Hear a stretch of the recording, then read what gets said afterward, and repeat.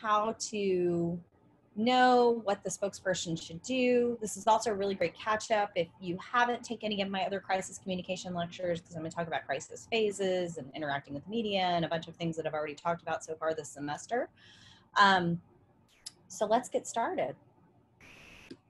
First of all, when we're coming to any conversation about crisis and disaster or crisis communication, it's important to identify what your personal crisis experience is and maybe what you've seen even recently on the news with press conferences and different people interacting with stuff. So think about to yourself what it is that's been useful in those situations and what has maybe irked you or rubbed you the wrong way. Did the speaker or the person speaking practice empathy? Did they give you the information that you needed? Did you feel more confused when the person spoke than you did before they spoke? So these are all things that we should think about, because our personal crisis experiences can be learning opportunities for how we implement and approach crisis communication. So what is crisis communication? A crisis is unpredictable but not unexpected. According to Timothy Coombs is responsible for situational crisis communication theory. And what Coombs says is that there are several factors that come into play when we're talking about crisis communication and what we should do. But one of the things that's really important to know is that regardless of whether or not you can control a crisis, it's really important to understand that there is always a crisis ahead, and that crises will inform the way that we interact as an organization and should be at the forefront of our minds. A big problem we have sometimes is that we think, oh, that crisis is never going to happen to me. I'm never going to have anything like that happen. I don't need to think of that, because if I do, it will happen. But the truth is that we need to protect ourselves and prepare for crises so that we know how our organization and ourselves will respond. So there's 3 different types of crises that we talk about. Environmental, which, you know, on the larger scale would be something like climate change, but this could also be something like a tornado or an earthquake or a hurricane that you might know about and have a little bit of time to prepare for, but for the most part, you're going to have very little control over it.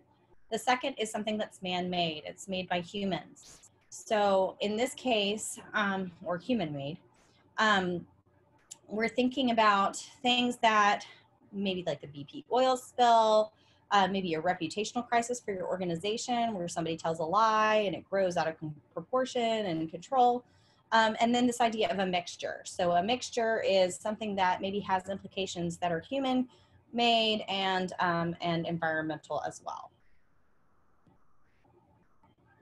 So we think about crisis communication, it's a little bit like climbing up the side of a mountain, right? So here's a picture that I got off stock images, and this guy's trying to climb up to the top. And we're like, well, I can't really tell how I'm going to get where I'm going, but I know I need to develop some sort of plan so that when I get to the top, I'll be able to understand what it is. And a lot of times we can make that plan and implement it, and then we see where we've come from as a result of our planning. And so it's really important to think of it that way. So what is crisis communication?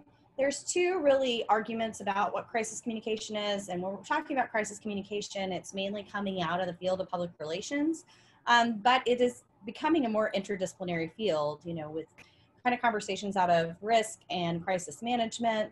And then also thinking at these different levels. So individual, company, and organizational level, and even maybe at the national or international level with some of these larger scale crises.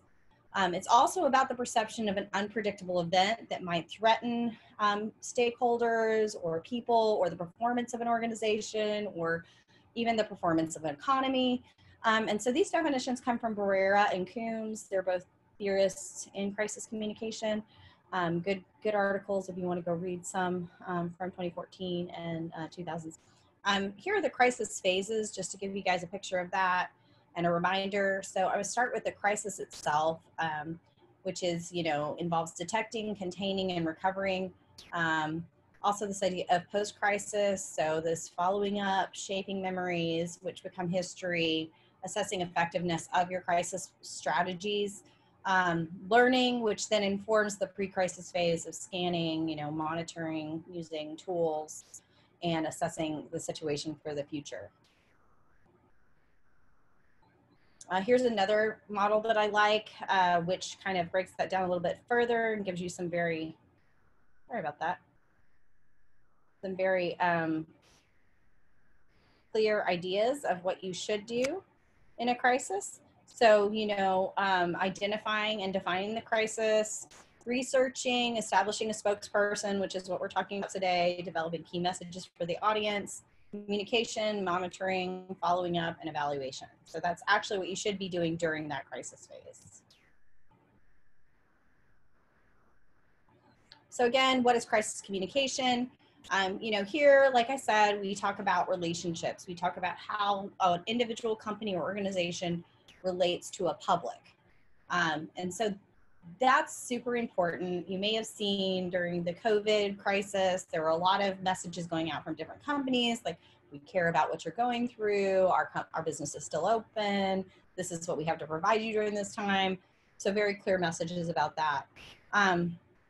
Also, this idea that a crisis can maybe be unpredictable to a certain extent, right? And so the stakeholders involved in it might become impacted as a result. We need to kind of keep an eye on who our stakeholders are and how they're reacting to that, if they have positive or negative reactions to what's going on.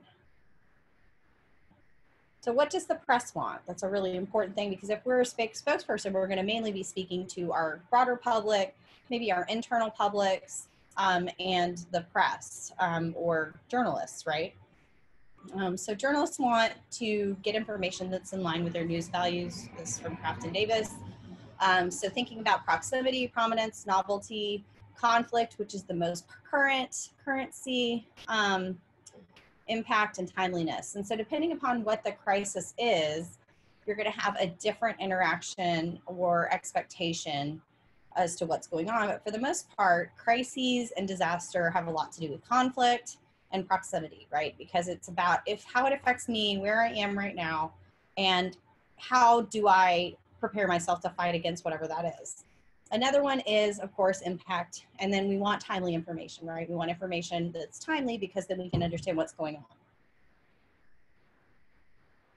So all of these things are related: crisis, recovery, opportunity, chances for betterment, they're all related. And so when someone comes to you and says, hey, I need to know information, you need to treat that as if it's an important relationship, right? I need to get this information, I need to get it now, I need to interact with it in the best possible way. So Lanny Davis, who wrote the Crisis Tales book, which I use in my class, and is a lawyer who's handled many crises, specifically reputational crises, some legal issues, says it's important to always be clear, be transparent, and be honest. Because you are an expert at whatever it is you're talking about. You should be confident, and you should be predetermined and know, hey, well, how am I going to talk about this, right? What information am I going to use? And how am I going to give the information that I need to the people that need it? This is why having pre-prepared messages, even ones that you can alter, is really beneficial to people in crisis communication practice. So one of the things we need to do is be clear. We want to use simple language that can be understood well. So here's two examples. The floodwaters rose more than 300 kilometers above the floodplain versus the floodwaters rose 3 times the normal flow of height. The second one is easier to picture, because you can picture where the water would have been, and then you can say, well, it was 2 times more than what it is there. The other thing is to use simple words and phrases. This is a really big problem with a lot of scientific research, specifically around climate change and health, is that scientists sometimes speak in words that we can't understand, but if they rather describe conditions, give us an idea of how it relates to us, we do much better understanding the information. You can do this very simply, doing rich description instead of using lots of adjectives and adverbs, being concise with what you say, being precise, giving examples of things, even anecdotes that have been provided of your experiences or experience of your constituents. Those are ways that we can be clear and help people to understand the story that we're trying to get across better. We want to be transparent. We want to avoid the phrase no comment, because it just creates more questions than we actually need to be created. We want to be prepared to admit what we do and do not know in a situation, and also have a plan as to how to approach certain information that you might not be able to share. So if you know you can't share the death count because you haven't notified family members, you need to say, hey, we're waiting to notify the family of who died, and we will get that information to you as soon as we're able to do that. Also, be honest. Don't lie, because you're going to eventually be revealed for what you are if you lie. There are too many ways to get information, and journalists are going to dig that information up. Your constituents will online. They'll find where you contradicted yourself or contradicted facts. And you need to know what alternative information has been released. So I talk about rumors. Like if somebody put a rumor out about your organization, you need to know how to address that. And if you're going to address that, you know, have a pre-prepared message that you can face. This is why monitoring is so important, especially when 90% of crises occur on social media nowadays. What are the takeaways? What's the responsibility of a spokesperson in a crisis? And what does the press want? What are the three main focuses of interactions between a spokesperson and the press? And so think about these things. Think about how you could change what you've heard in other press conferences so it better suits this. It's a really simple approach, but really useful in that spokespeople represent their companies, and a lot of times are the person who establishes the trust in their organization, specifically during a crisis. And so here's an exercise I created for students. If you're interested, either in a group or on a discussion board, you know, get together, look at a recent crisis depicted in the media for about 5 minutes, and then think about the different things that we talked about today.